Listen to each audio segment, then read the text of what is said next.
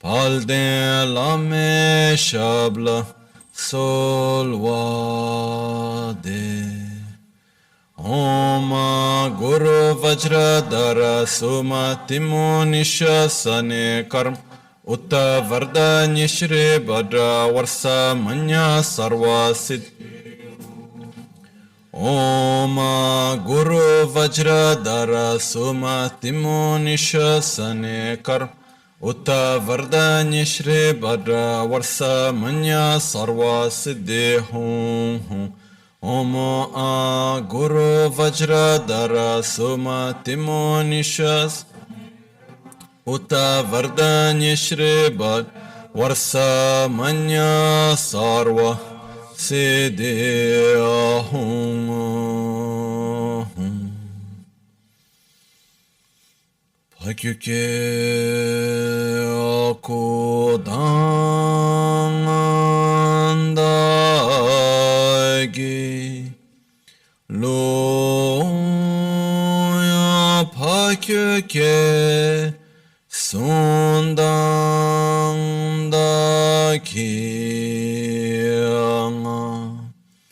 Pakyuke Tudang Dagi Ye Teyerme Chiktu Chingilo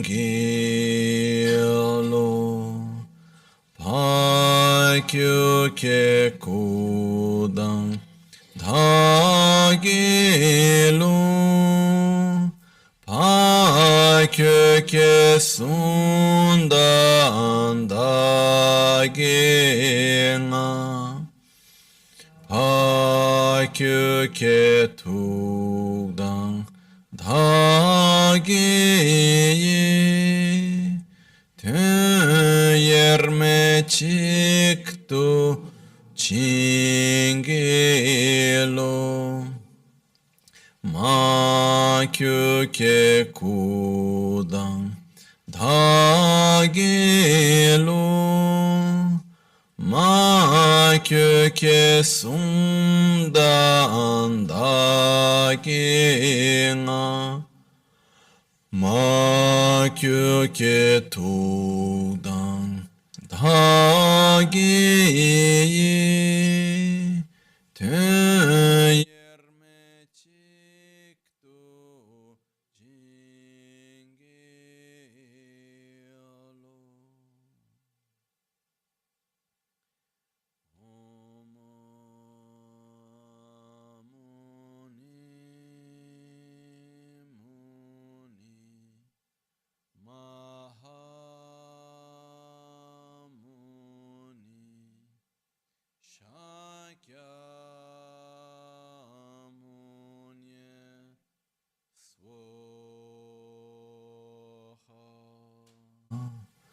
Om Muni Muni Mahamuni Shakyamuni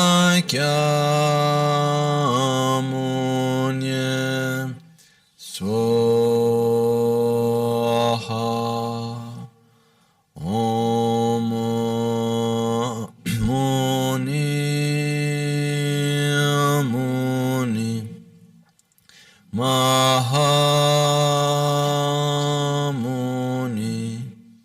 Shakyamuni Swaha.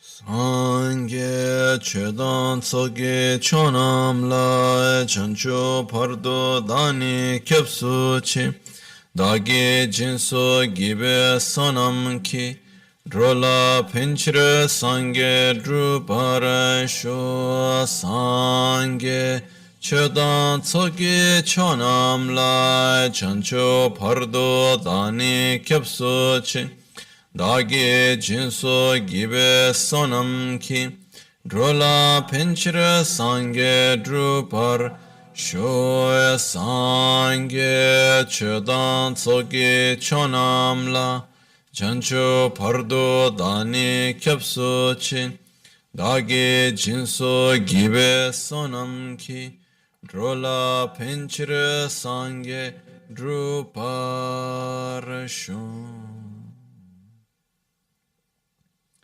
Nel Buddha, nel Dharma e nel Sangha prendo rifugio fino all'illuminazione. Con la pratica della generosità e delle altre perfezioni, possa io ottenere lo stato di Buddha per il beneficio di tutti gli esseri senzienti.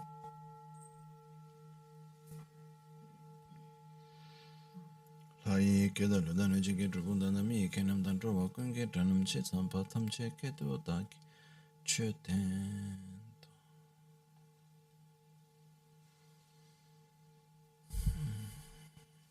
Buonasera. Good evening.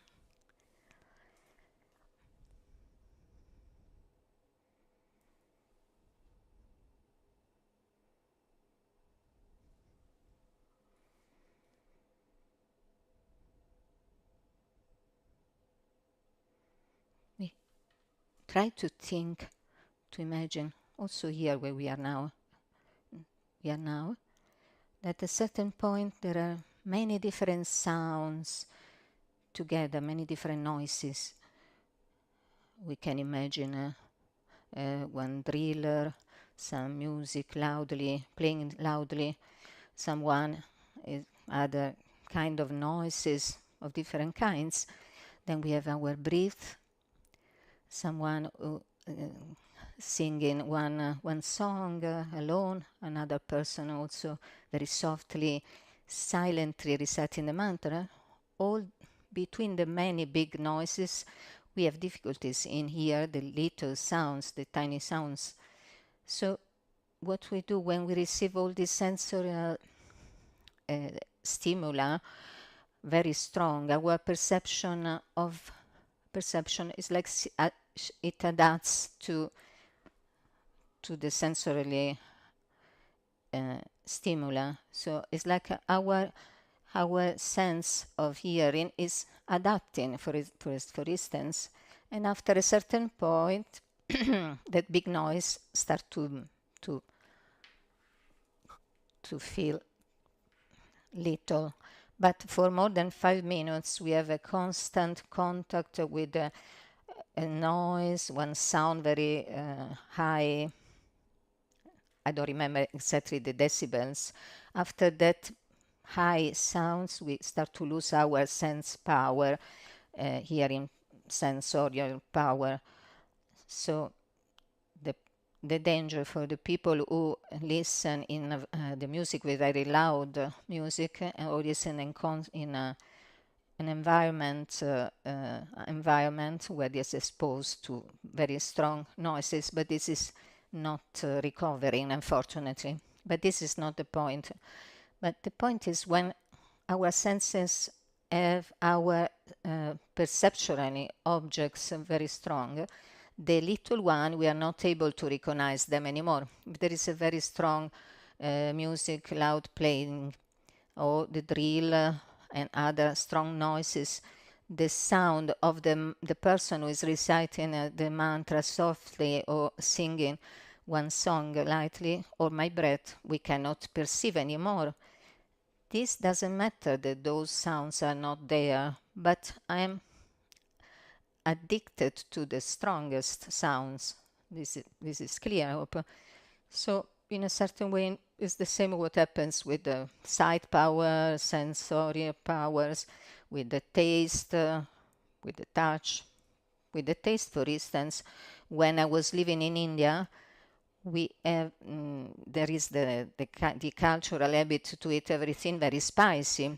But for the people who is used to it, if there is not enough chili, all the food lose all its taste. So for me, for many different reasons from my health, I learned to eat all the things without any dressing.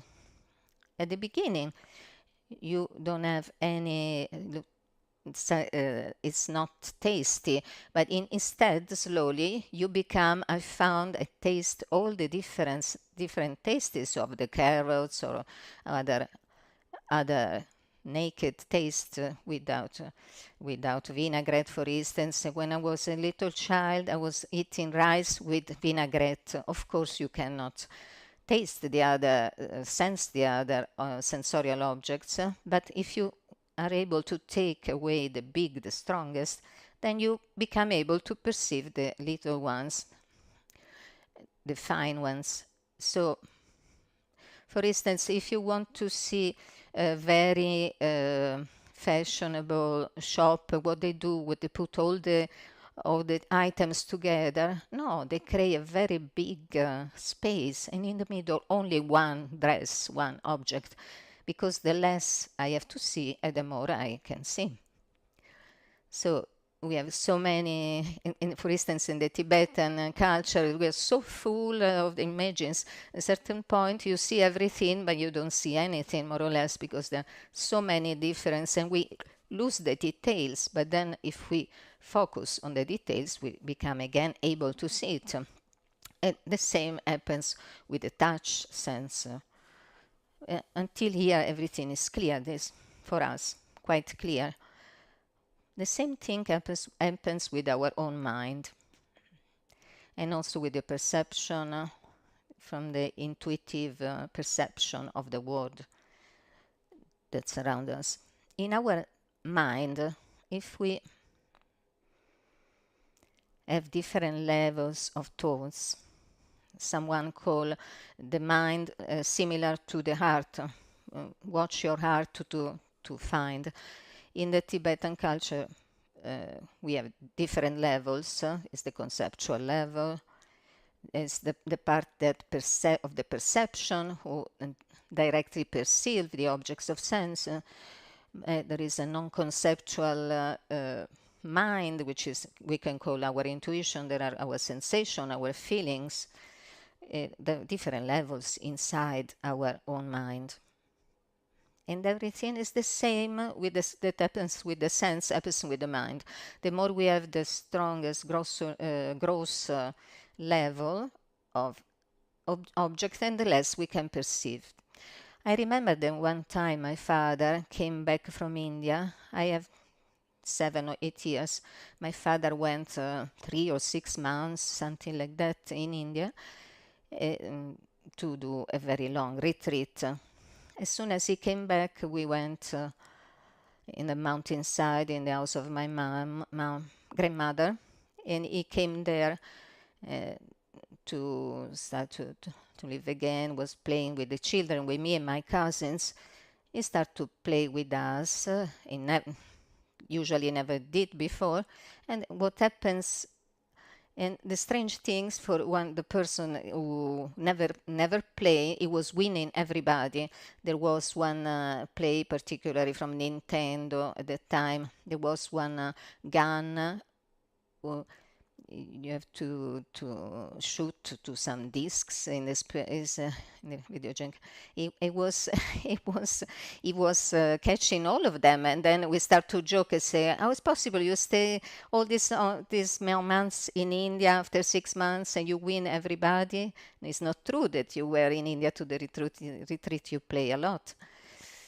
It's very simple. The more we can take away from our mind all the distractions, the more we can have the mind which is concentrated and does not get lost in the noises around, and can continue to do what it's doing, and the better we can do everything. From writing a letter, or played with video games, or listen to someone that is talking, or to analyze a situation, to take a situation, to be present from someone who needs affection and love. All these things requires mental presence. And it's something that we do in reality. If we watch all the quality, that the quantity of energy that we can consume because we are not attentive in the moment where we should be. And so I'm talking with someone, but my mind is going here and there, all around in different places. in less than in 20 minutes or even in 5 minutes. I don't know if you can recognize yourself in this behavior. We are there, we have to read an article, something. While we are reading, our mind went in other 5 different places, creating connection with everything that we listen, we feel. Someone is talking to us, we try to listen to that person, and our attention and our presence and energy is not present at the same time. And so we can bring many other examples. Also to enjoy the mundane pleasures. It's for me so pleasurable to drink the water. While I'm drinking the water, I'm drinking the water. And I can taste every passages and the level of desire in one sip of water. If you is well done, you can have a much more bigger pleasure than drinking 2 liters of water without awareness. So our capacity to be present in what we do, in generally, it's very important. To be able to do that, one important thing is to become able to direct our perception. I remember one of the best lessons at school that I have in the past. One day there was a classes of music sometimes, and the teacher asked us these questions. I would have 8-9 years. I was 8-9 years old, and the teacher asked if the hearing power is able to discern between sounds and noises. Looks like easy as a question, but she asked us to listen to a piece of classical music, and she asked to discriminate between the different instruments playing. So there was a great experiment, and they say, now try to hear the sound of the drum, now try to listen to the violin or whatever else, and try to focus in one thing and take away the attention from the others. This is possible for us. The mind can do the same. So we can even in our mind appear other objects, we can still direct our mind. But what is happening in our mind, we have different levels of perceptions inside our mind. Between them we have our intuition, there are our traumas, our fears, traumas, emotions that start to manifest, and we react to this. There are many things behind, not only, but even each thought or perception is formed by so many, the right terms, we should call them mental factors. We can call them micro thoughts. For instance, have you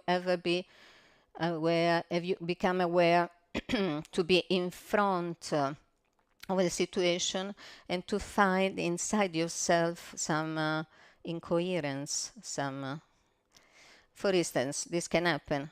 I love you, but I'm attached to you. So from one side I have love, but at the same time I have attachment for you. I like to help, but I also like to be the one who helps. So there is a part of compassion, but there is another way to nourish your ego, to be the one who helps. And then there are many different factors and variation that can mix and come in the mix together. There is research that talks about this that I like very much, that is called the primary mental and the 51 mental factors. The primary mind are the thoughts, and the 51 mental factors in the teachings of Buddha. Buddha described the main principal mental factors that underline. There are 51 divided in category. We have the 5 ever present, the 6 determinanti, sorry, one I miss, 11 virtuous factors, 16 negative, the root also secondary, and fourth that are the changeable ones. More or less, this is the classification. By the way, the mental factors are like the ingredients of a dish. When you want to cook something in a dish, you have the different ingredients. They are going to compose the recipe. For instance, I do risotto, pasta, or vegetables. We need different ingredients. And the beautiful things to do and to learn for us is to become able to taste a dish and to become to discern the different ingredients. It's a bit like I saw the tasting of the wine from the sommelier. Someone said, yeah, I have a taste of grapes or whatever else. But when we eat also, we become able to perceive there is a little of this, there is this ingredient, maybe could miss, is too much of this ingredient, maybe when you taste, you can adjust the taste. If I'm going to cook something, I start to taste it and say, I don't like, it's not that I throw away everything in the recipe, but I can conclude the recipe using different ingredients. Maybe I can take away some part, maybe it's too salty. So this happened to me when they cook me. When I was cooking in India, they teach me to add one potato in the water with the lentils, for instance, and the potato will absorb the salt. So we can find different instruments to correct the taste. In a similar way, in our mind, when we perceive something, we have different ingredients to combine. There could be a little bit of fear, a little bit of arrogance, a little bit of love, many ingredients that mix together. And when we become able to listen to our own thoughts and taste it and try to perceive all the different nuances of the taste that you are experimenting, what I'm feeling towards this person or this situation. It's not everything to throw away. We just can add a little bit of salt, a little bit of pepper, perhaps this and that ingredients. One, try to move to create a better composition of the thought, of the action, or the situation. To do that, before we have to learn to taste, to feel and perceive the different tastes, to see what is missing, what is lacking, what we can add. I think that after you eat a dish is full of chili and then they give me another dish, how can I discern the different ingredients of the second course? Because maybe our taste, our tongue is completely burned by the chili.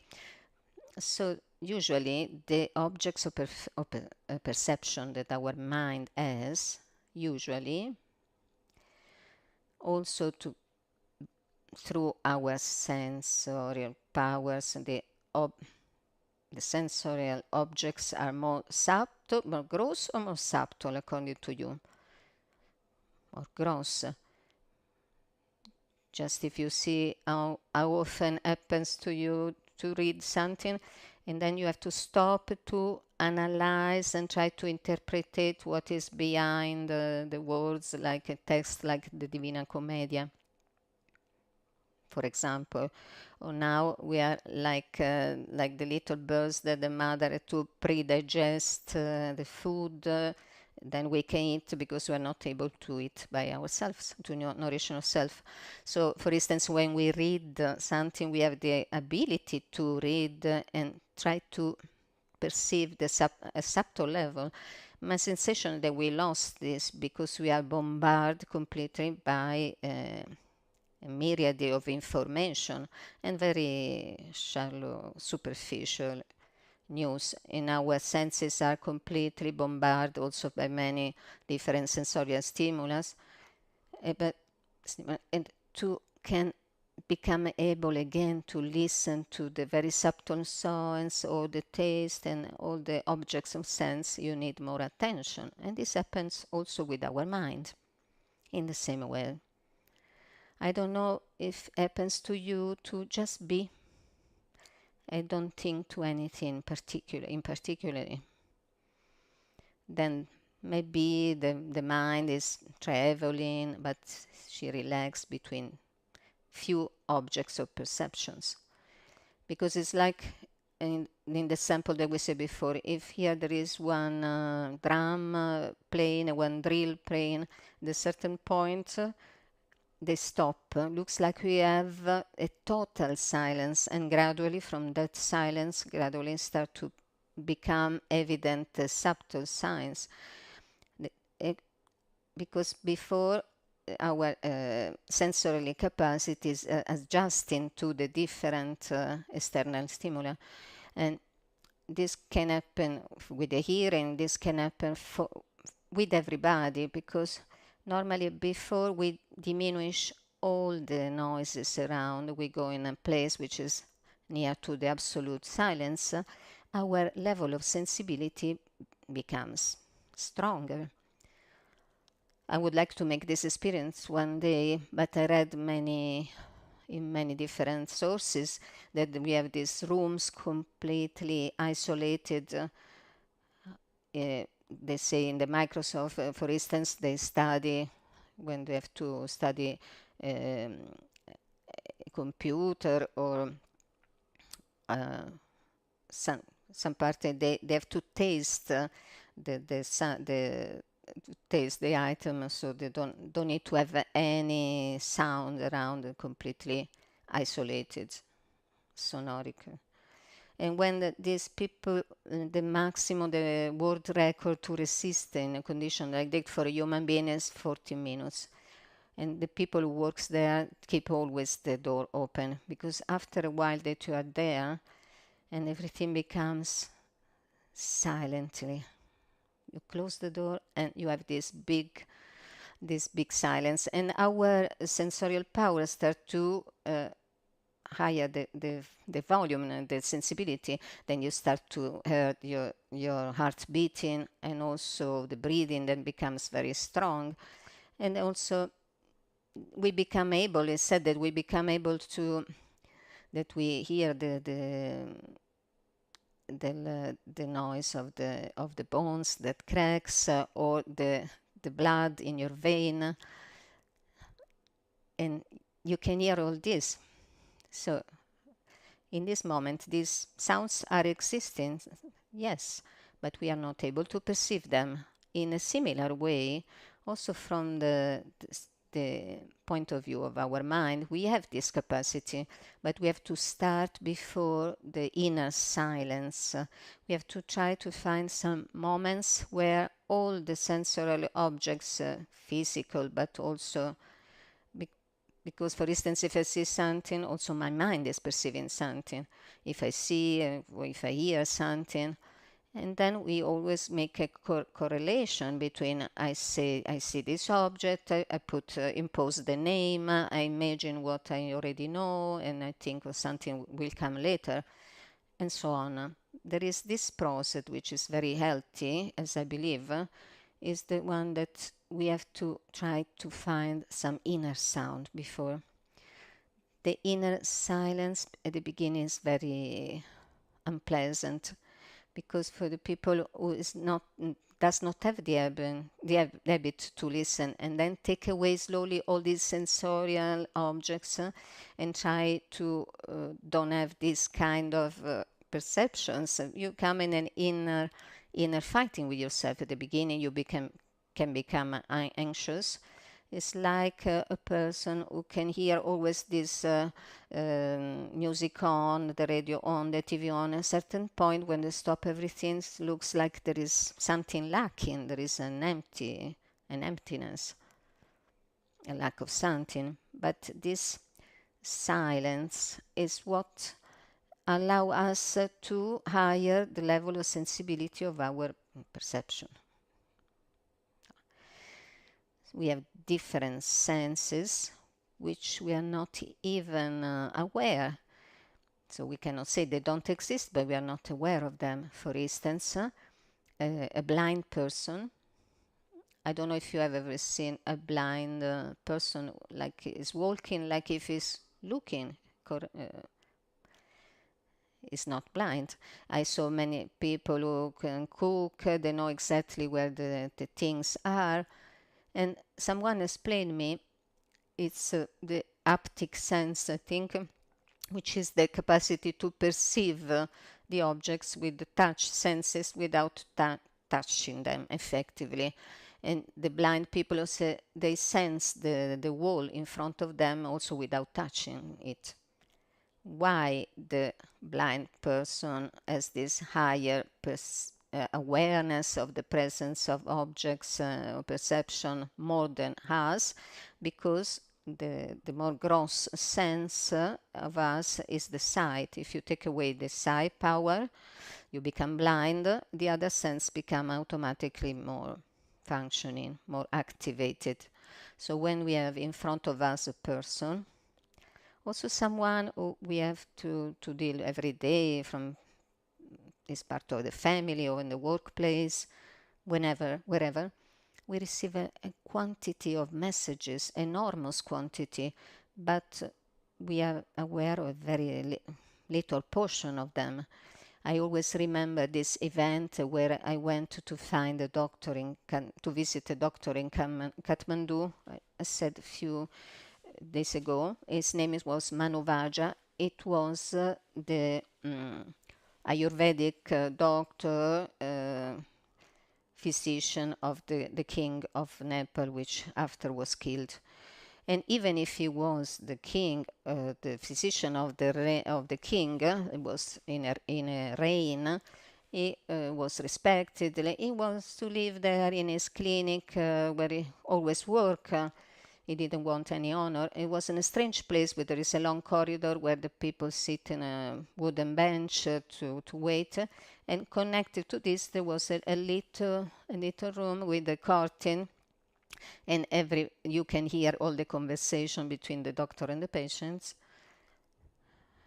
He just closed the curtains just when he has to, to put down the person, to take out the clothes, and something like that.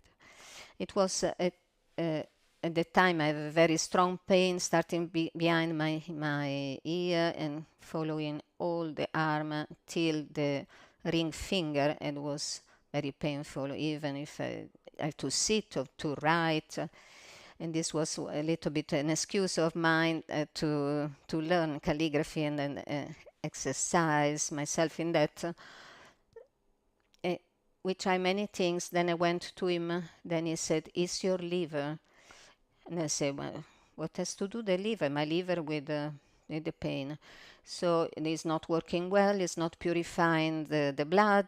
So this affects your neck." And yes, give me this Ayurvedic medicine, was quite disgusting. I took them for 20 days and I came again completely cured. I was cured. The beautiful things was there, and there was some other people who were together in the waiting hall, and they ask, say, "Well, why you came?" And say, "No, I just came to come to accompany my friend." They say, "No, but you have this and these symptoms," and they say, "Are you clairvoyance?" And they say, "No, he has a very high sensitive to the others." "No, but I can see as you work, I can see from the color of your skins, how you move." There are different levels of perception that exist. So, and one slowly can improve and develop them. I remember here one time in Milano, there was an enormous quantity of number of patients coming here, and then someone says to me, "I will tell you a secret. I do for many years this. I saw so many patients and I saw them very shortly. And I'm like in a trance, more or less. If I see the patient, even if they don't talk me, I can understand what I have to do, what is his problem. I don't know how this happened. I cannot say around because otherwise they think that I'm crazy, but I have that perception. This is a level of sensibility that everybody, each one of us, can develop. When we are in front of a person, in front of another person, the quantity of information that we receive is a lot, but what we can really perceive is the 0.00001%. But we perceive only the one that is loudly speaking, and then also the one that we are more open, because even if it sounds very loudly, we cannot hear because we are taken away by the other objects. But the more we become able to develop our sensibility, we become able to perceive what is behind the lines, what we can read behind. And this is a wonderful ability, also because often what I can see as a cause of stress in many of us is to take decision. And someone told me that was a research that I didn't read directly, that but in our human nature it's stressing to take decision. Each time you have a doubt, this generates a certain tension. Just to, if you think you go to the restaurant and you are in front of a menu. At a certain point, we have two dishes that you like. Which one I take, this or that? Beside, there is the waiter which is coming. And do you want me to wait a few minutes? Are you ready? This generates a certain tension or not in the person. Is this or that? Looks like it's life or death. No, it's a little thing. It's good one or the other, but one can create a certain tension, level of tension. One has to dress and say what I can dress, what I can put on today. I don't have this problem, but I can imagine. I remember Lama Gangchen that many years ago he told me that when he reached in the West, he was shocked the first time when he went to the supermarket. The quantity of choices that was there create an absurd stress. He gave the example of the toothpaste. We are talking about the middle of the 80s. Can you imagine today? You have to buy the toothpaste. Which one I choose? What can I know? But one can generate tension for that or not. This costs more, this costs less, but this is looks more natural. But the packaging is made with not a very nice, bright box in packaging. When a person has more attention for one kind instead of another, but we don't have a real basis to decide.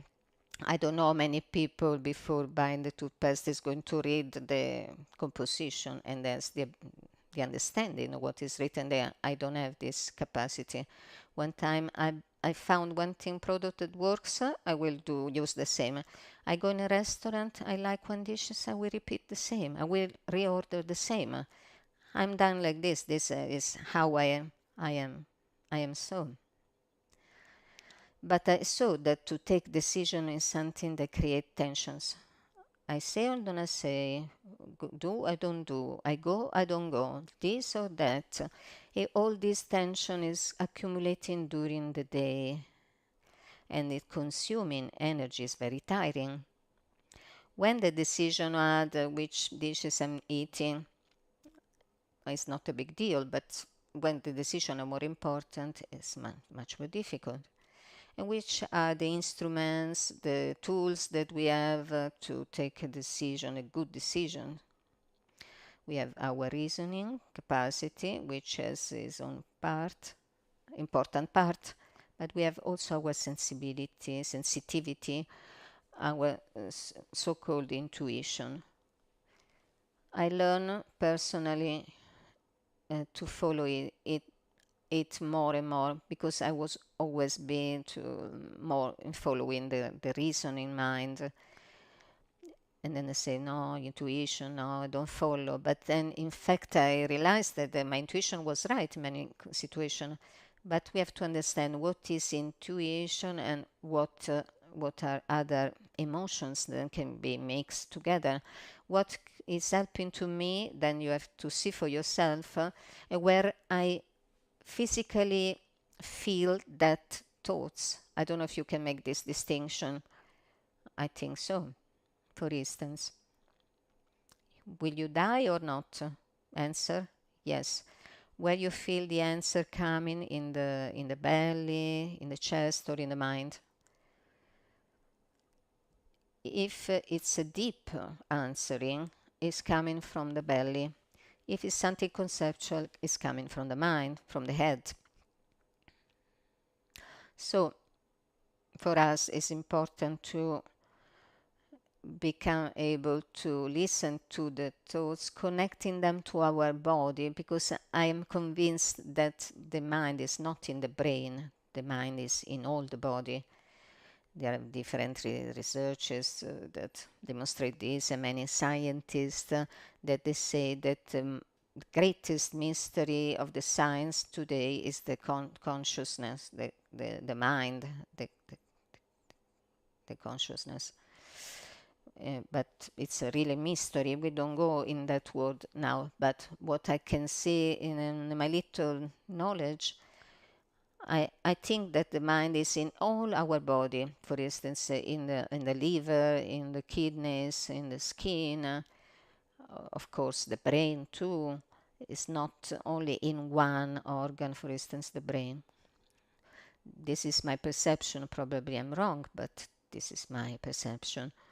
So what is happening that when we have some emotions, some thoughts, certain thoughts, in accordance with our mental state, we can feel them in our body. In my personal experience, this is not based on any kind of knowledge. It's only on my own observation. When you have an intuition, I feel it in my chest. It's quite deep. It's like it's coming from inside myself. When it's something that is more connected with other emotions, we think that is in intuition, but instead maybe it's the jealousy that is coming in a sneaky way that wants to show you it's an intuition, but is, and in this case, it's coming from the belly, and when it's in the chest, it's more superficial.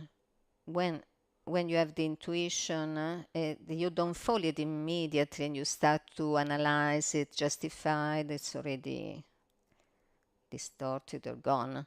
So the more we can become able to listen our intuition, the more we can develop this ability to taste all the different ingredients and to taste in a very detailed way, and so in this way we can take some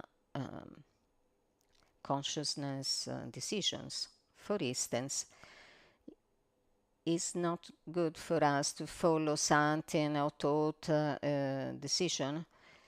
It's not convenient for us to do something which is derived or directed from feelings like anger, envy, jealousy, arrogance, attachment to our ego, from the necessity to nourish our ego, because whatever I do, something may be very simple, but the emotion that is behind, the very important ingredient of that feeling, that thought in that moment, say for instance, behind is the arrogance to feel oneself superior to the others. When I do that action, I'm going to reinforce that emotion, the arrogance in this case.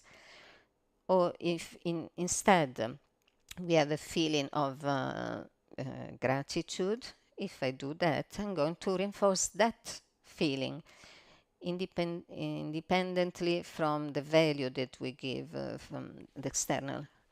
The fundamental point is for us is that to understand that whatever we do physically, verbally, or mentally has a component of the transformation of our being and ourselves. Some simple examples.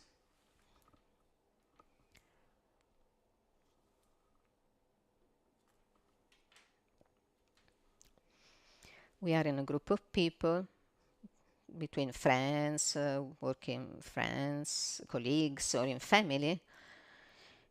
I observe something. I say something about it, or I don't comment. It could be one very, very silly thing that not any importance. Why I want to make a comment about that unimportant thing? At the base, we are done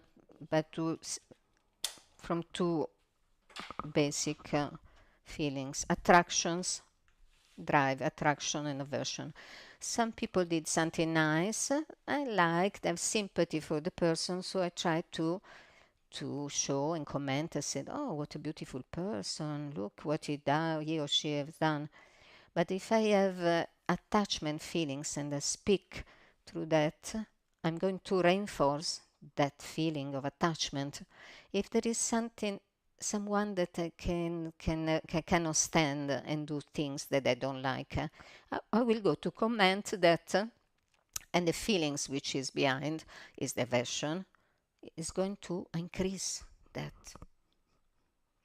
And a few days ago, I observed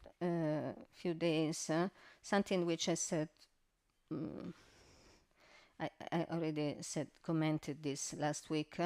Two people extremely prepared, two monks in this case, very well learned and cultured in many different subjects. Then at a certain point, I noticed that when they were together in the same context, it's like that between them there was a feeling of discomfort. There was something that was not working between the two. I could not explain what exactly, but with the time passing, I saw that this was no more there.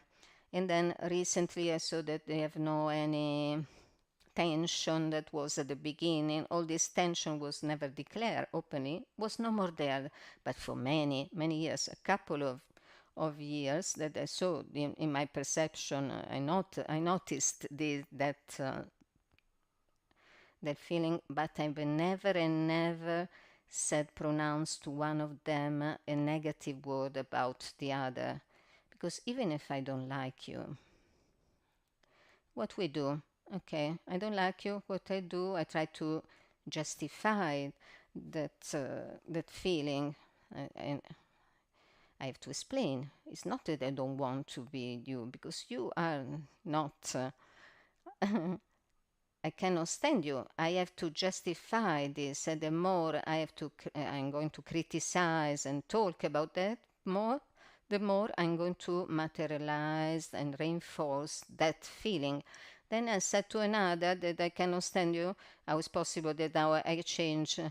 I lose my faith in what I said before to the other. So I have this theory: in the doubt is better to shut up. The less we talk, the better is. But how often you have listened, you have to feel, you have to feel, I want to say this thing because you have to understand that. This could be a reason. The most of the time we talk to manifest our feelings. This is what I saw in Italy. In Brazil, I was too little to see that. In India, even if I live in a huge monastery, but I have a relation only with my teachers, my gurus, very balanced people, and this concept that I have to throw up all my feelings, bad feelings, I only heard here. And then I saw for the first time the phenomena with the necessity to say something because I have to say it, not because I wanted that the other understand something. And I found when concludes the conversation, we reach everybody to the conclusion, and then they say, okay, but I need to say my opinion still. But we reach the conclusion now. Okay, we live in a free world. But the principal point here is each time that we say something, behind those words exist some emotions: attraction, aversion, indifference, fear, love, kindness. Many different feelings can be behind those words. And when we materialized those thoughts through the word or through the action, the physical action, the decision that we take, and so on, that emotion becomes extremely powerful, and we go to not only reinforce, we give strength, we reinforce that concept or that mental habit or physical habit. So when we do something physical and verbal, it's not happening what is happening around us as external consequences. We are transforming our mind.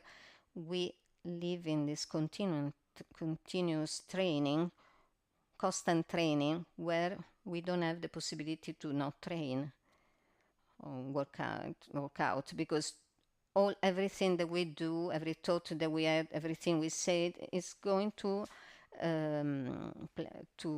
give form to our beings in a way instead of the other. Okay, for instance, I have to do a diet, but now I do a pause and I eat whatever I like, and then I will take again back the diet. So when I don't eat the right things, I do the opposite of the diet. It's not that the process stops. I do a little bit of pause and then I start again. It does not exist. It simply doesn't work. It's like I'm building something, and at a certain point I start to take away the things that I build up. It's not that I start where I stopped before. I have to start again from where I was taking out, destroying. It's the same thing if you interrupt a diet, do a pause, and then I start again. When I eat in a certain way, I transform my body in a way or another. And the same things we do with the thoughts and with the actions. We are constantly transforming ourselves. Is it clear, this? So,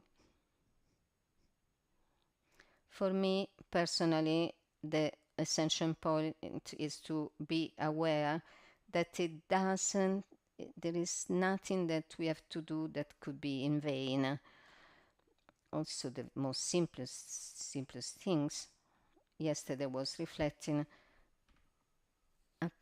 that often we have the habit to watch back our past, from where comes our trauma, what happened in my childhood, and so on. But my question is, which are the new traumas that you are creating now? Which are the new traumas that you are going to reinforce nowadays? What is past is past. But now, what I'm doing now, where I'm going now, I direct myself. This is very important. And so when I act, I don't only react to the world around me, the situation, the people. I'm also transforming myself mentally, physically, and I'm transforming myself with the action that I'm doing. And for this reason, it's very important for us to develop a deepest level of self awareness, become able to observe our thoughts, our words, our actions. So observes all the emotions that are behind, the motivation that are behind what we are doing, so we can reach to the point. It's not so difficult to perceive the motivation in the action right before starting the action, acting it. This is the ideal. So we see that is growing, is arising, and then at that point we still can act with awareness to stop it, for instance. Is it clear the importance to have this level of awareness? Why it's important? Because our choices are going to transform and give form to our being and our life. So the more we can do some decision with awareness, the more we can take the reins in our hands to guide our life. Because from one side we are constantly transforming ourselves freely. We live like if we have the result of the world which is around us. Why I feel myself now this? Because the person did that, this happened, the other person reacted that way, and so constantly we live our actions and reactions like it's a result of all the things that happen around us. And the other possibility is to live the life and any transformation that is going on, but choosing the direction that we want to direct ourselves with awareness. We don't have anything against the world that surrounds us, and we don't have control about that. We have a very little control on the external, but we can have the full control how we react with our thoughts, words, and our choices.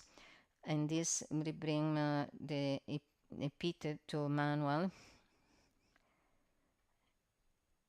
Nobody spoke me or teach me about epiteto in Italian. This Greek philosopher, extremely keen in this manual that I advise you to read at least the first part. It starts with the phenomena of two kinds. I just repeat it with my words. I start from this assumption. We have two kind of phenomena: the ones who depends from us, and the one who they don't depend from us. Those ones. So it didn't say the word phenomena, but the things that depends from us, which are our things, are our thought, our morality, our choices, our actions. This is our emotions, which are the phenomena that are not dependent from us, what the other are thinking, what the other are doing, what is happening around us. And he said also the body, he had also the body. We don't have the control of what happened in our body, even how do I live the experience, the bodily experiences depends on mine. Epiteto was slavery, was tortured, and say, okay, he could say, you can do whatever you want with my body, but not in my mind. He was able to separate the two. He has many stories. At a certain point, they broke one arm to make him suffering. They said, no, my mind depends on myself, not from you. You have power on my body, but not on my mind. This is an extreme state. But this division of what depends from me, myself, and what does not depend on myself, it continues saying the suffering is born to try to have control from what does not depend from us, and the happiness is in taking care and take control on what depends on ourselves. And very simple way to describe the things, but very effective. Because when we are in front of a situation that we don't like, it depends from me or not. I can do everything. If not, does not depend on me, I don't put my energy. It's not that we have to develop indifference in front of the world or the situation, but in front of a specific situation, what can I do? I do what I can. So what is depending from myself, from my life, in my life? My thoughts, my choices, my actions. Principle is this mainly. Then someone can say, not even the emotions depends on you, because there is a part of the body and there is an influence also from the others that are around us. This is also true, but we have an inner capacity to say this, yes, this, not, I do, I don't do, I go, I don't go, I follow this feeling, or instead the other. There are moments so we are so taken away, driven by certain emotions that we cannot find, we lose control. At the beginning, we have the choice. In a moment in my life, I have a very strong experience. It was happening 6-7 years ago, about. So since I was a little child, I have the lack to have a coherence in what I think and what I feel. And there was, I was in a situation where I lost this. There was not anymore this coherence, logic. And so I could not hold myself, and my mind was saying, don't do, and I saw myself doing, or you have to do and you are not able to do. The mind says do it and the body not. Fortunately, luckily, it was lasting only a few months, but then I come back to my usual style of reacting. But what I saw when the emotions are very strong, they speak loudly than the reason, and you are not able to not do something because the emotions behind are too strong. So the basis, we have the capacity of choice, of choose. But if we lose our autonomy because the emotions became too strong, then we have before to take care of them. And to all these points to reach to the importance for us to have control of our mind, the importance of ourselves to develop our sensibility in a more refined way, more subtle way. Do we agree on this point? If I give you an instrument and say use this tool, you follow the instructions and you succeed, you're able. I said, okay, I will sell to you, here is the price, you pay me this for this object. There is an item, a product. With this product, you have the mind this way, with awareness. It will increase your sensitivity levels. Why not? But unluckily, what I think from the external situation, what I see is to develop, to create these products to increase the levels of concentration. There is a kind of helmet that can vibrate some, emanate some vibrations that can create an inhibition from part of the brain and enhance other parts, and this is used especially in the military forces. I read that this journalist was interviewing someone. She wrote an article about this kind of military training. She went in this USA Army, and there was one virtual reality, and the people have to shoot to terrorists some goals, and then at the beginning they start 5 minutes, 3 minutes. She has no experience, so she did 20 points. She gained 20 points on 100, and then maybe she was shooted many other times. And then they say, okay, now you will repeat the trial of shooting. They put the helmet. At the beginning, she has a very strong anxiety. Everything was happening. When they put this helmet on her head, everything was so linear. She was completely clear her mind, and she shoot 100 points. She scored 100 points on 100. At the end of that, they say, wow, what an experience, incredible. And after that, she felt the necessity to put again this helmet to repeat the experience. And this creates big problems, because this capacity everybody has. But one thing that we develop our inner capabilities from inside to outside.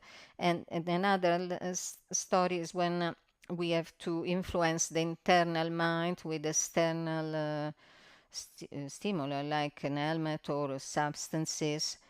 Today, for instance, is quite used to use certain substances to have spiritual experiences also. In particular, for instance, the use of ayahuasca. I never usually I don't talk about other people's experience. I'm sorry, I already apologize if I have to talk about this.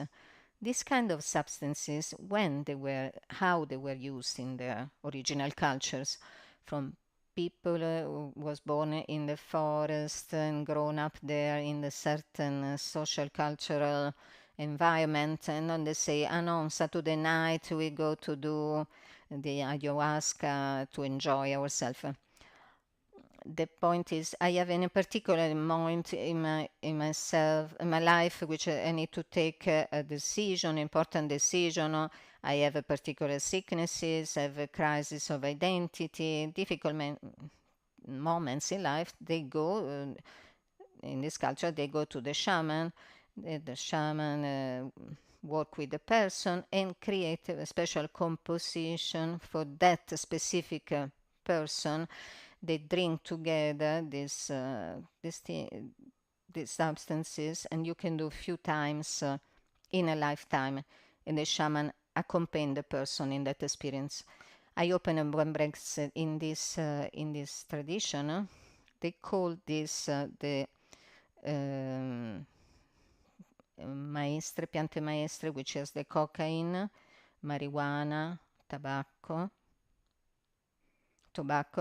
And what they say in the ancient culture, that these master plants have a strong power of healing, but if you abuse the person abuse of them, they go against the person that is using them. If we can see these first three that I just mentioned, create all the problems that we can see. So to induce ourselves in a certain states of consciousness of stronger sensibility, is it possible via these substances or an element and vibrations? But then what's happened? That one can't sustain anymore this situation, and this create also addictions. And then I know all these people that each 15 days, each month, each 15 days, they want to go together and they mix something to that, some spiritual side. There is a sentence of Lama Gangchen: if the drugs could bring to authentic spiritual experiences, the world would be filled by enlightened beings. So if one personally has this intention to create a path, to follow a path of inner growth, these tools are not so adapted. Some people could say, but you never try. You cannot say it's true. I never try, for the main reason that what I think I value much of myself is the mental clarity. And I saw when I took the COVID, I was losing it a little bit. I spoke with many people, because it looks that one of the effects of the lack of awareness is one of the consequences of the COVID. I was shocked by myself. Luckily, it was lasting for short, because sometimes I just contemplate, and I could stay there more than usual. And one day I have to send an email, and one day open an email. I watch the address. I go to take the file, to attach the file to the mail. I start to take the file, and I forgot what I was doing. I have to take the attachment file, to attach the file. I come back there and I forgot again. Then I said, okay, I have to give up. I go to sleep, is better. Then we can see our inner stability and our mental clarity is quite weak. I don't like to play games with this one. And someone can say, but this will never happen. Will never happen to me. But you know, when there is an harmony, if little frequencies is going to change, this can destroy a balance.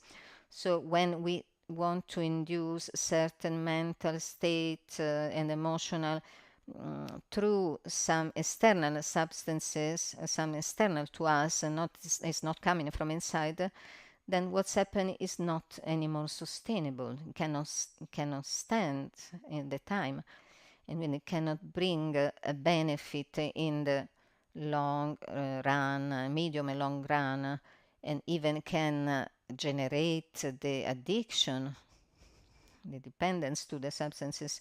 Imagine, okay, I have a big difficulty to be concentrated. I put this helmet, this cask, and then I get the perfect concentration. That's pleasant. Imagine to study. I can do parties for weeks, and the night before the exam I put the helmet and then I get ready. I heard that in many universities, I don't know in Italy, but this was in the USA, that the quantity of pills, tablets, medicaments that the university students they are taking to enhance their university performances, it's enormous. And then this creates so many side effects and imbalances at any level. If I have to concentrate myself, I take this one, and the next time that I want to develop the concentration, where is my helmet? How can I do without? This can happen. So if I have, I'm a little bit sad, I take the tablet. I need 3, 4 more to have the same happiness feeling. And I don't allow to see myself, to watch my internal process. Sometimes can be a support. I'm not completely against all the medicals, but everything we need a measure. And I said this because sometimes sounds like someone comes and says, I take some medicine for the anxiety, like it was a very dramatic thing. It's not a pit, it's not so wrong. Take something if you need, but you have to be careful because generally they have some side effects, especially how long you take, and you have to try to find the right balance, equilibrium. You can use it, but without create dependence from any substance as external resource. So, but if you, in a way, how can I say, you have to sustain, like you have to hold yourself, let grow your spiritual growth from external means. It does not work.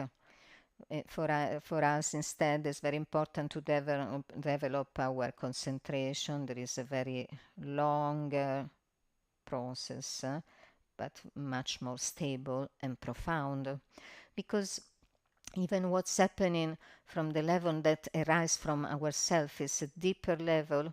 Also, this is happening also in a deeper level of our mind. For instance, one of my masters explained me the point of compassion, and he was saying that there is a difference between someone in front of someone that is very sick, and so it feels compassion, and this is great. And to feel the same kind of compassion when one is not in front of the sick person. It's more easy to feel compassion if I'm in front of a child which is very seriously sick, for instance. So when we are able to have those feelings that comes from inside to the outside, and not from outside to the inside, they have a much deeper profundity. So the same way to have our own clarity. And so this is, I just close the brackets of the brackets of this element. But what we have to do is to put energy in that direction. So one of the important tools that we have is the so-called meditation. To meditate in Tibetan, we use the term gomma. Gomma literally should be translated as familiarization or get used to something. Because in our languages, the sensation, when I say meditate on that, which is our idea that comes out. To meditate, I have to reflect. I reflect, think about, meditate on what you have done. Then one start to reflect. Okay, meditate on love, how is then, how it works. One start to reflect upon love. But the concept of meditation is completely different. It starts from the fact of saying our mind has the capacity to get used to something. And Shantideva in the Bodhisattva Charyavatara, this very important master, about 1,500 years ago. I'm sorry, my memory for the numbers, I'm not sure about that, but many centuries ago, if you watch on your phone, you can, at least what we can see from Wikipedia, you can find the date where he lives. Many centuries ago, there was this big master, which has a nickname Pusuku. The person is able to do only three things. He was able to eat, shit, and sleep. So it's why? Because in this monastery of Lalanda was the biggest university monastic university institution. All the great master came from there. He was sleeping until late in the morning. Looks like he does not know nothing. Looks like he never learned something. Was appearance in this appearance. Nobody give up importance to him, and a certain part of the monks start to say, "He's here just to eat, sleep, and defecating." So there was a rule that after a certain number of years, all the people, the monks in the monastery, should give an exam, and then they say, "Okay, now it's your turn to pass the exam." And this, we can say, 1,500 years ago, almost, this reminds us that the human beings were the same also in the huge monastery in India of Nalanda. They're suffering for envies, bullyism, and then they bully him. In the day of the exams, that was also not necessary, because when there were some monks who are not so able to study, then they don't insist. They say, okay, we know that you're not able, we don't ask you to do the exam. But instead they want to taste him. So they create a very high throne without the stool to reach there, without the ladder. So then the story tells that he's pushing with the hands down the throne, and he was sitting without problems, without any difficulties. He was sitting on the throne, just pushing it down. And then say, "Do you want that I recite you a test written by the others?" It was the classic test. "Or you want that I recite you one test that I wrote myself?" And then the other monks say, "Oh, that's good. Let's see what you have to say to us." We have to remember, in this hugest center of study in all India, the University of Nalanda, they had a very academic rigidity, and each text before can be published was examined by a number of sages. And then there was a very horrible thing that they took when it was not passing the test. They they, they tied the text to the tail of a dog and let run the dog for all the city. And even one of the great sages, Buddha Palita, that was coming from a lower caste, social caste, he had an enormous consciousness and a deep knowledge, but he was not so able to the composing and the grammatic, and he wrote a very important text called the Commentary of Buddha Palita. But his text at that time was finishing in this way, but luckily there was one copy left, and it still exists, and through that text Lama Tsongkhapa realized the correct vision of reality, so of enormous importance, and Buddha Palitala finished somewhere in this text. And in the next life, he was reborn as Chandrakirti. There was this great sages from a noble family, extremely able in the poetry. And he rewrote the same book using different terms, and became a great masterpiece recognized by everybody. And this is showing us that what we deeply realize inside ourselves, we bring that from life to life. So this is to say that Shantideva started to recite the text that was the Bodhisattva Charyavatara. It's the style of life of Bodhisattva. It was the original Buddhist text, the more translated in the world, the more renowned, and the most important literary masterpiece in the story of Buddhism. And he started to recite this text, and the other were shocked and listening. And the 8th chapter, the story says that he started to floating away, and in the 9th, could floating even above higher, and only the people was able to floating like him was able to listen. My interpretation is until the 7th chapter is quite easy to understand the text.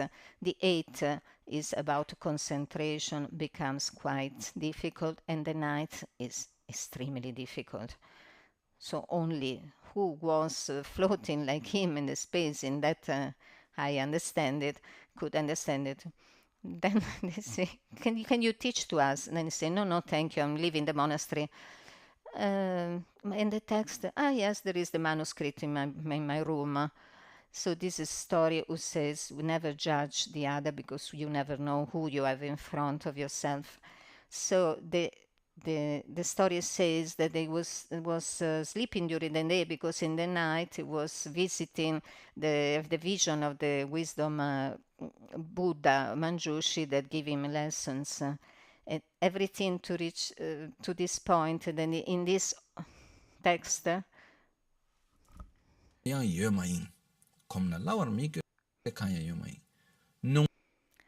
c'è nulla che non sia facile una volta in cui ci si è abituati a farlo. Sorry, in English. So there is nothing that is not easy once you get used to it.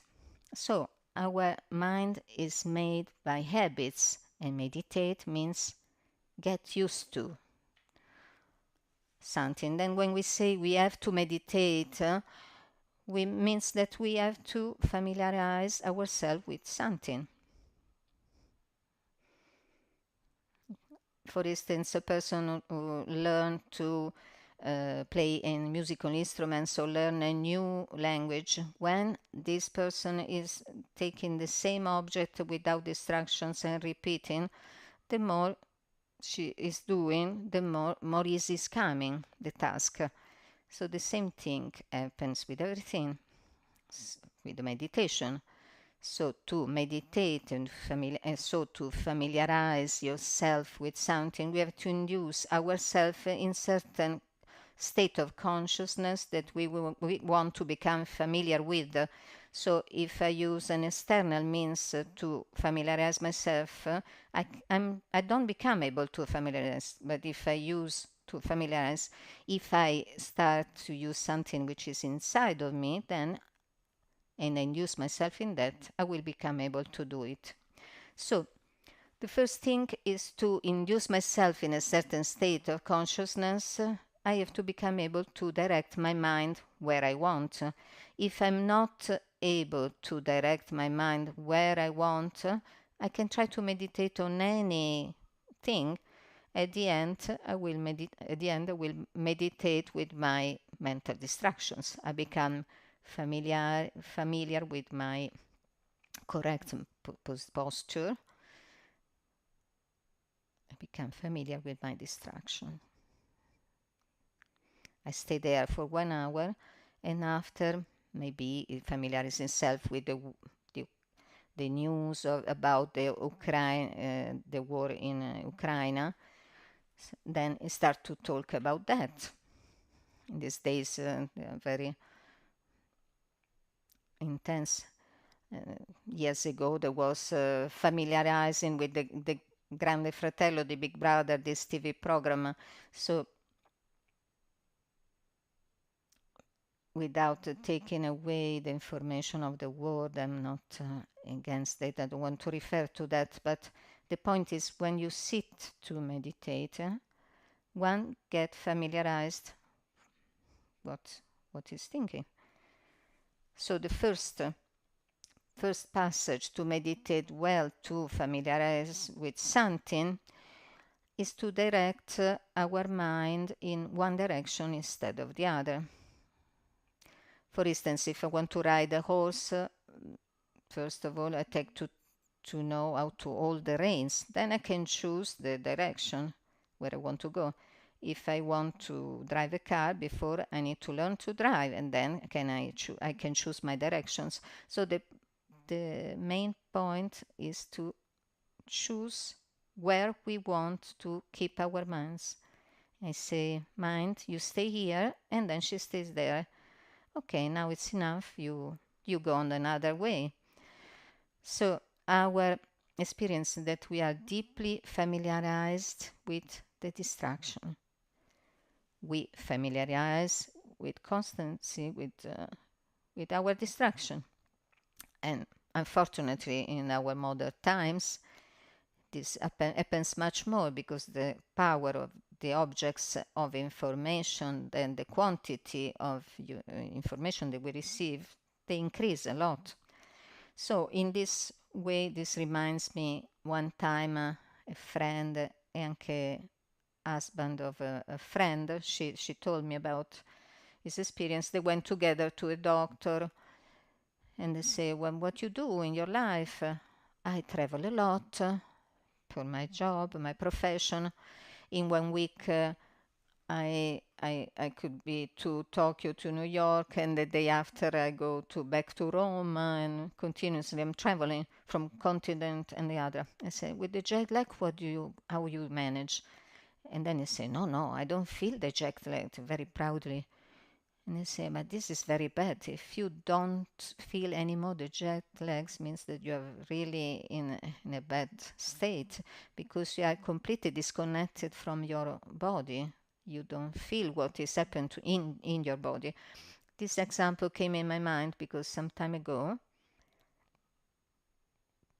I read a saying of this little song that teacher, a school teacher, create for their pupils, for their students, and it became the viral around the world. Was this Baby Shark song.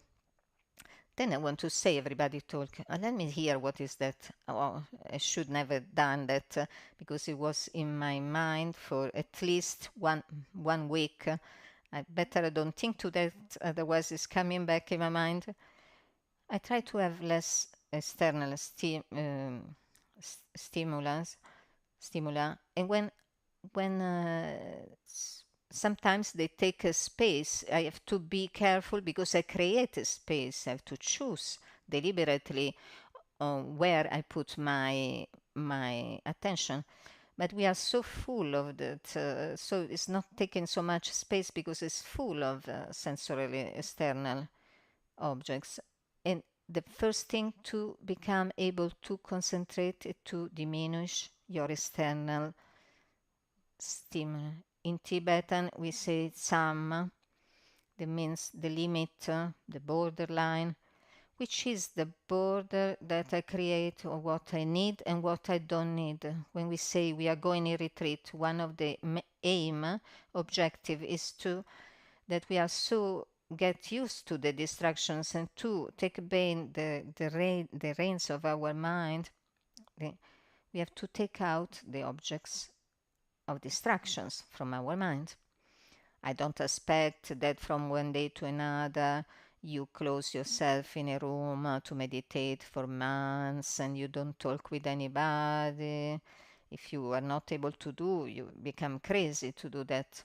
To this, as Milarepa says, was one of the most famous meditators in the history of Tibetan Buddhism, who never read his life advice. The name is Milarepa. There are different versions in Italian. And the verse attributed to meditare senza avere prima ascoltato e compreso. Meditate without before ever listening and understood is like try to escalate a rock with naked hands, and also go in a cave to meditate without receiving the correct proper instructions. It's very tiring to be there because before they were there it was cold, they don't have enough food. If you do this in a context that you take away all the distractions and you are able to know what you're doing with your mind, but if you don't know what you have to do because you don't have the proper instructions, it's a disaster. It will call for the disaster. So the first step we have to do, diminish your distractions. I don't say you have to close all the sensory stimuli, but at least we should try to start to do a diet. I don't say you don't have to eat. The diet of information, the diet of input that we continuously received and keep our mind occupied in judging, desire, criticize, appreciate, and our mind never rests, never stops. So we have to diminish all the quantity of stimuli. We do a little bit of diet. It is tiring and difficult? Yes. Why? Because we are used to that. I don't know if it ever happens to you that you have a natural instinct to take your cellular phone and you don't have a reason to do it. It happens to me. I was in the metro at Madrid from the airport to the city. I was alone. At a certain point, I was there sitting. The first thing is come in my mind, I have to take the cellular phone. I don't have to do nothing. And I ask myself, what I have to do? What I'm looking, searching in these objects. You just use it because looks like you have to find something to do, to watch, to do it with that. I don't know if it ever happens to you. And then I say, no, I put it back, and I took my mala and start to do some mantras. A part of my mind was still attached to the cellular phone. Why this happened? It's important for us to understand, because if we can understand this, we can deal better with that. My interpretation of what I understood, I could have understood, is that the body and the mind are directly connected. They are like two manifestations of the same. When we see something new, it is pleasant or not? Yes, That's why one likes to go on holiday to visit new places. There is something new. And physically what happens inside of us, there is some dopamine that generates. So the body produces dopamine when we have a new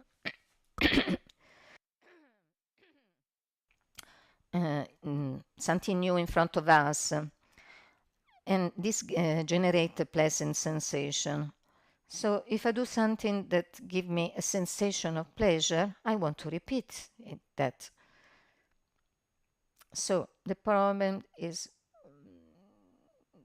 not long time ago, when we have some to find a new, we have to open our eyes to the world. Was not so easy to find news. Now when we look for news, something new, we just in the palm of your hand, national sport, the national sport or international sport, you just scroll your cellular phone and you stay there captured by that.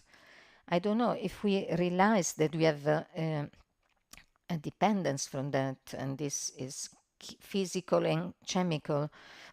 So when we take away that distraction, we feel something is missing, is painful. It creates an anxiety in ourselves, not because this is healthy for us, but why? Because we create a dependence, an addiction to that.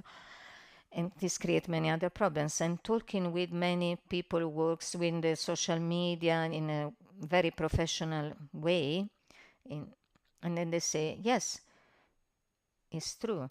They say in all this social media and society, there is a position that is the person who has the task to increase the level of dopamine that is in the people, because this is the way to keep the attention of the people is chemical.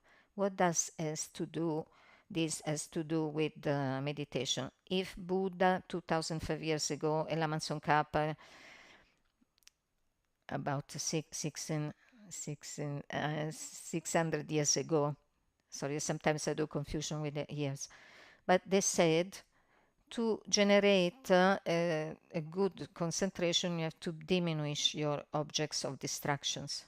Only that nowadays we are in a very bad shape about that. So we have to diminish because our level of intuition is decreasing. Our sensibilities is also diminishing. Why? Because we are always on the gross level. Also all the news. Now I get used to an imagine with something on top with a title, and we think that we understood everything.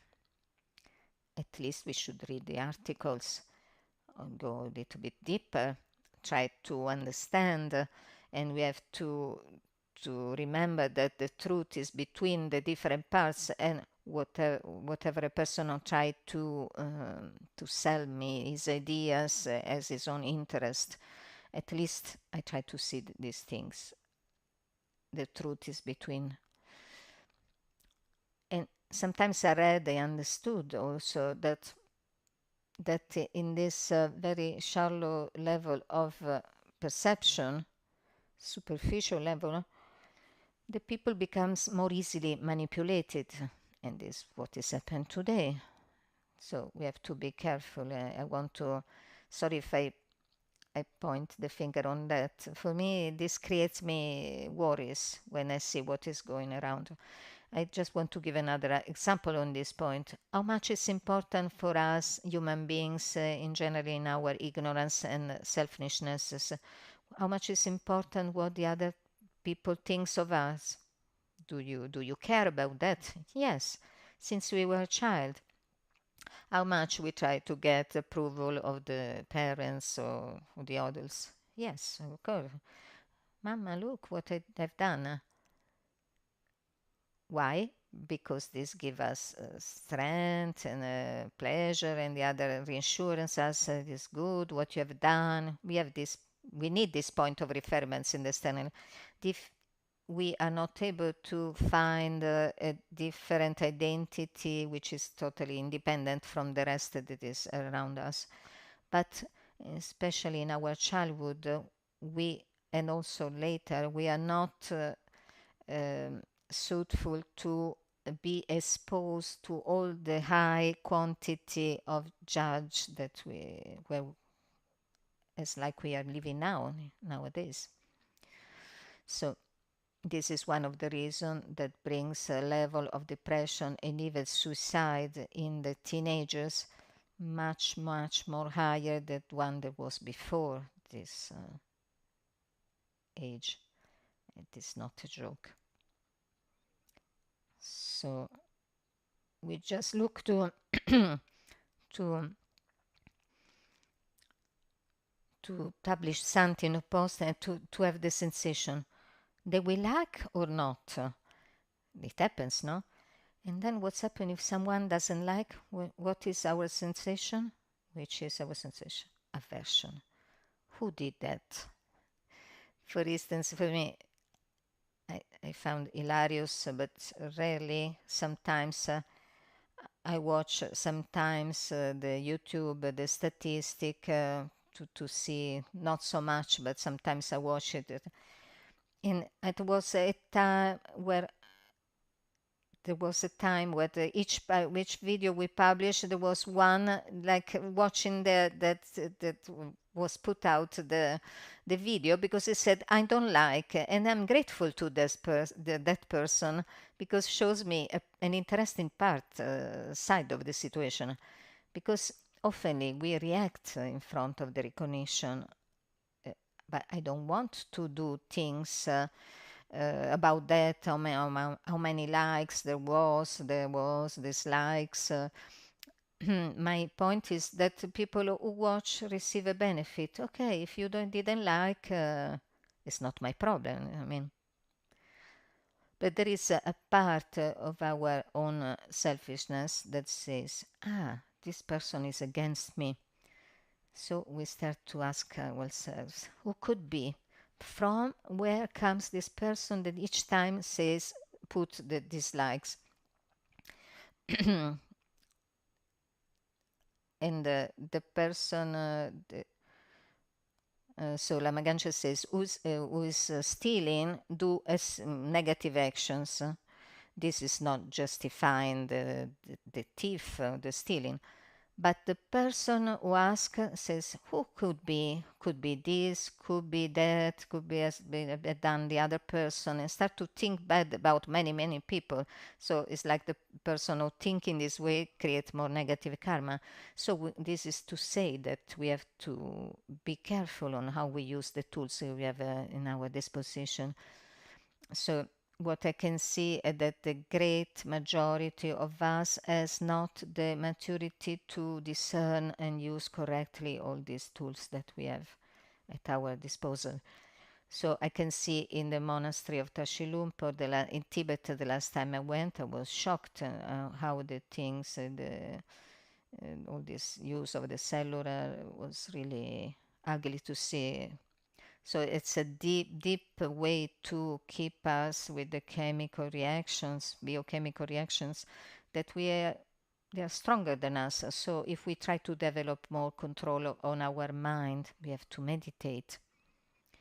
And it's important to start to diminish all these external distractions. It's already a different exercise, like switch off your phone at all, completely.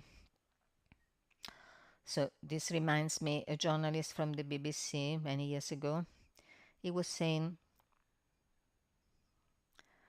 the internet helps me to work better or worse, influence my work, my profession better or worse.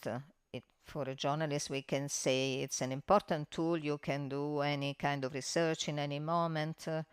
And then you make a test. I want to do 1 week in which I put on 1 hour the router of the internet router, and then I switch it off. So only in that 1 hour per day he was using the internet. In that hour, he was doing his own research, he was answering the email and sending the mail, reading the mail, download, send the answers, and so and do the research he has to do. And all the rest of the time he was not using. And then he said the quality of his job was much more increased because one, we have the sensation why I'm searching around, surfing the internet, I'm doing something when in reality one is not reflecting on something. So in that hour he was concentrated to do that, but in the rest of the day he was reading, reflecting, writing with attention and calm.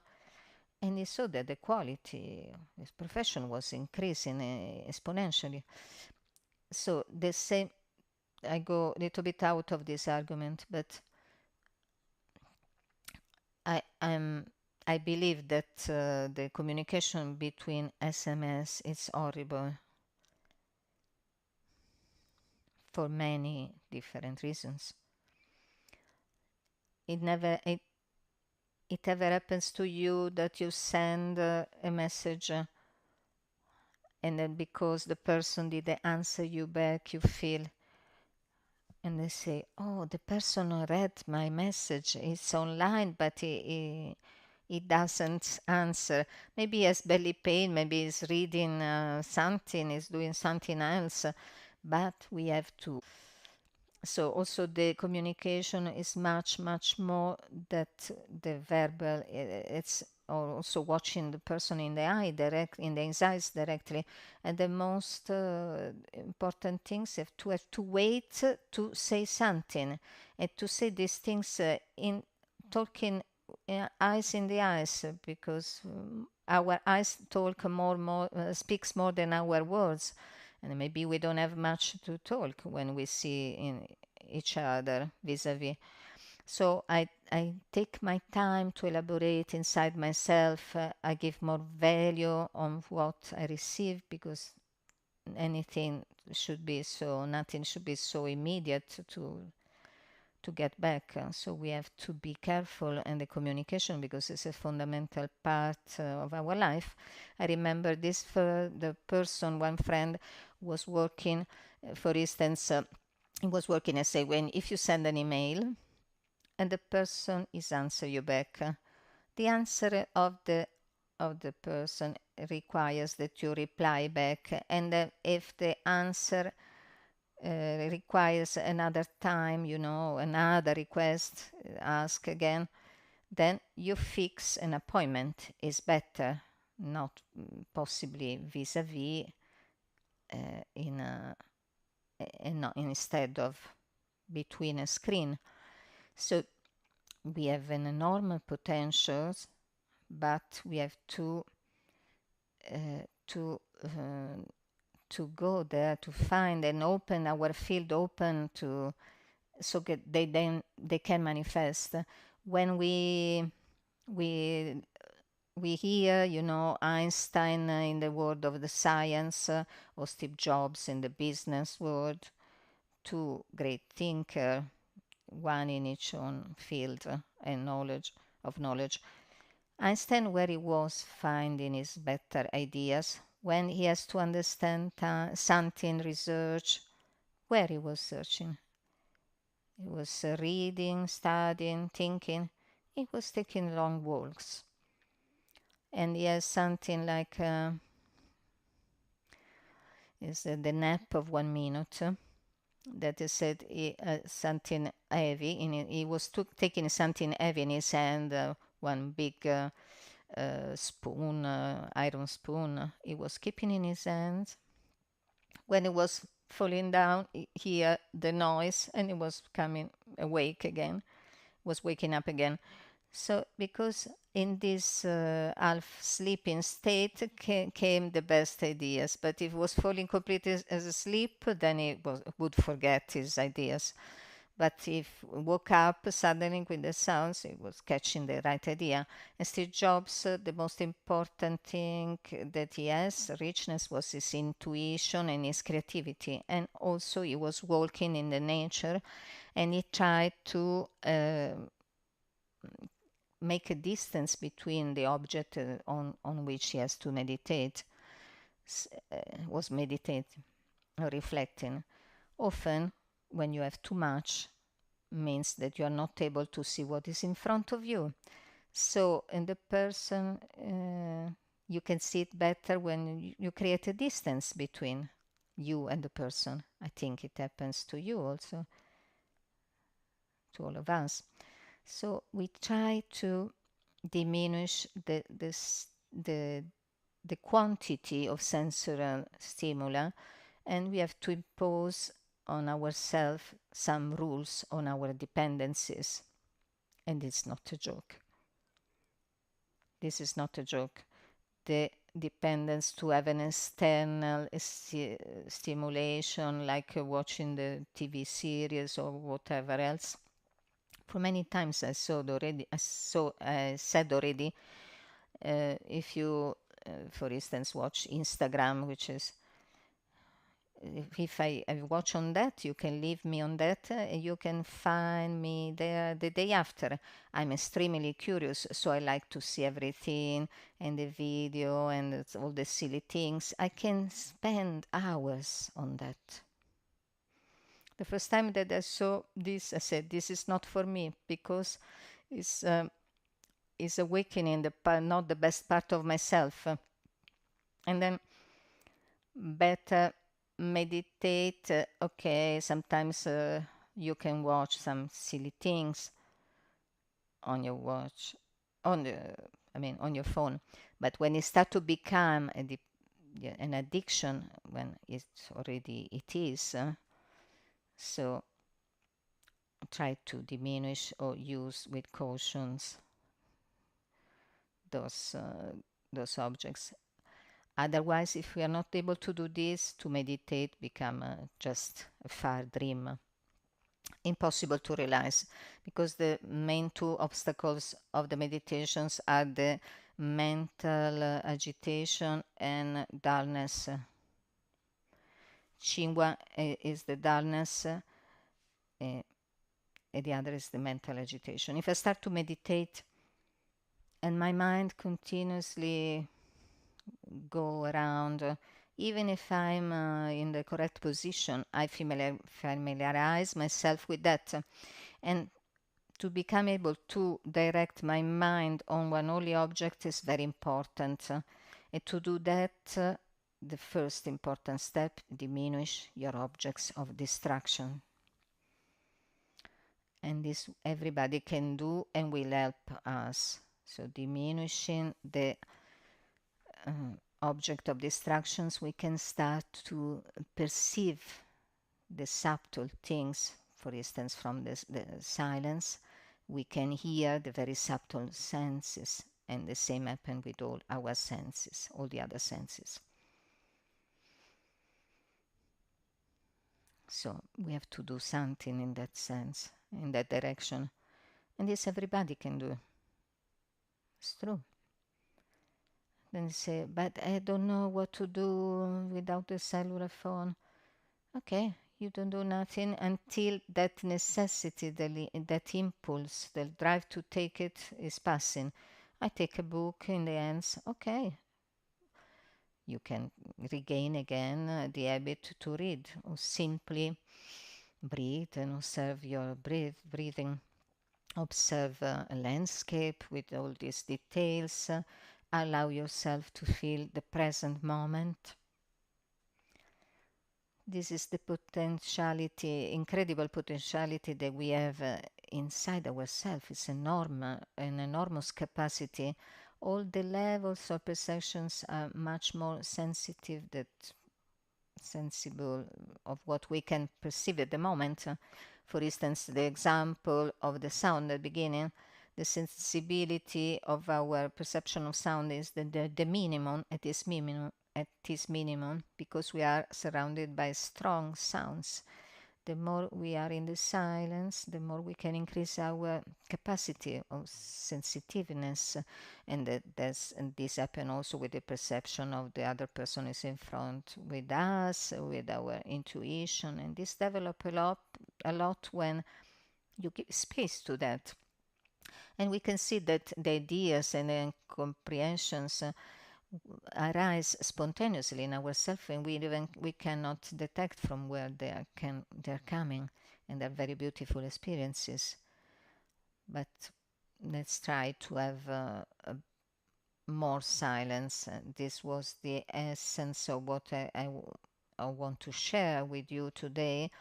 The importance to have more silence in our senses and all the stimuli that we are continuously bombarded, because also in this way there is a moment in which, if we become again able to perceive the subtle things, our life becomes more full of details. We can see the things and live the things in a more deeper way that we before we were not able. And then coming back to the Nepali physician, the danger for the doctors of today, they have to base their choices about the exam, the machines, and on the on the gross level, and they lose their own sensibility. And then there was a story, very there is a friend who is a doctoress in emergency in Spain, came a patient in emergency, and they say, "What's happened to you? What's wrong with you?" "I have the inflammation to the appendix. I have to have a surgery." "Do you have pains?" "No." How can you say that I have this?" "I did a visit with my Chinese doctor in China via cellular phone. I send the photo, and they say, you have to immediately to go to the hospital." Okay, we do the blood test, and everything was normal, regular. Visited, the touch her, did everything. Everything was normal. And the chief say, "Okay, send her away, because we have no, you cannot dedicate her so much time." And many professionists in the system, they cannot have hands and feet blocked, because they cannot do nothing that is out of the protocol, the medical protocol. And she followed her intuition and did the TAC, sorry. And they find in the TAC, this exam, medical exam, a very rare appendix inflammation that manifests when it was too late. Otherwise, she should have sent her at home, and this poor girl was going at home screaming for the pain, and was even too late to solve the problem, to give the surgery. And then in the hospital says, "Okay, we throw away all our machineries, and we send you take the Chinese doctor here." So what I want to say, everybody can develop this capacity, because the body shows us what is happening inside ourselves. If someone can read the symptoms, we can read the emotions of a person from his face. We can see if the person is lying to us or not. Everything manifests. Whatever happens inside ourselves is manifested by the body, but depends how much the other person in front can read those messages. But the more we are in the gross level, the less we are able to perceive the subtle aspects. And in our life, we can use the machineries, we do our exams and tests, but we try to develop also our intuition. We try to use the best of the both methods. And in our life, we have to try to cultivate our intuition, our sensitivities, and all the other aspects. So for this, we need silence, which is always useful. So we do the final dedications. Lame kutse rapten chi nam karatin le chokchur ge padang lo san tempe drume sasumgi drove munsel takto ne gyur chi kewa kuntu yanda lama dang dralme cheki pela longche ching sadan lamge yunten rabzo ne dorje change kopa nyur toba sho nimo dele tsendele nime kuyan delek insen takto delekpe kuncho sumke jinge lob kuncho sumke ngodrubo tsol kuncho sumke trashisho all'alba o al tramonto di notte o durante il giorno. May the three Jews us their blessings. May they help us to achieve all realizations and sprinkle the path of our lives with various signs of auspiciousness.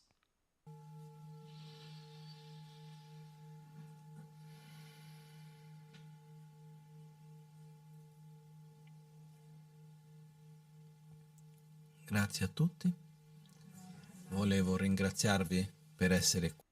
I want to thank you all to be here together with an open mind and an attentive, an open heart and attentive mind. Since I received this subliminary message here nearby, I just manifested to remind myself. So because sometimes I forget things, I want to remember that we will have the summer camp for children and kids, so and teenagers. So we don't want to we don't educate people, children, through Buddhism through the nature, experiencing the nature. We are not creating some activities, then they have to go to learn the Buddhist prayers, but to do some joyful, ludic plays to learn to observe themselves, observe the nature, the self with other people. So we have 2 weeks dedicated completely to the children, so we try to take advantage of this opportunity. That will be in Albagnano. Thank you.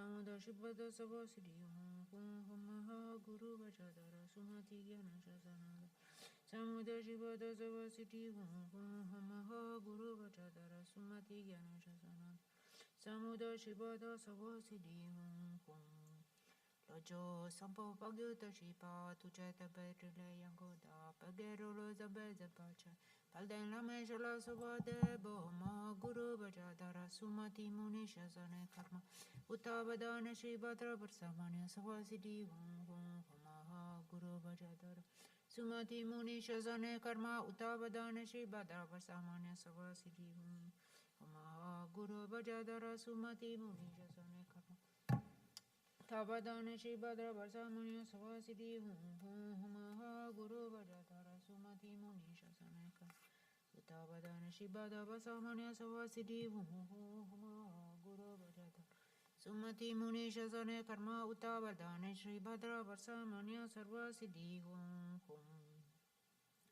Pakyukye Kudandagi Lu Pakyukye Sudandagi Nga Pakyukye Tudandagi Toyama Chittu Jingi Lo Makyukye Kudandagi Lu Makyukye Sudandagi Nga Makyukye Tudandagi Toyama Chittu Jingi Lo Om Muni Muni Maha Muni Shakya Munye Soam De Chenang Le Rani Lama La Kande Sewe Kun Le O Se Zo Chu Chu Chu Pe No Chu Jin La Pe Ta Pa Ra Jam Ba Shi shin yon tengi Kope kye par pusun tso par gyur Rakarge sen champo nanile Tada kanyam mage sen chenam Tene jisi chanchub nimpo ba Lama concho sun la kyab sujum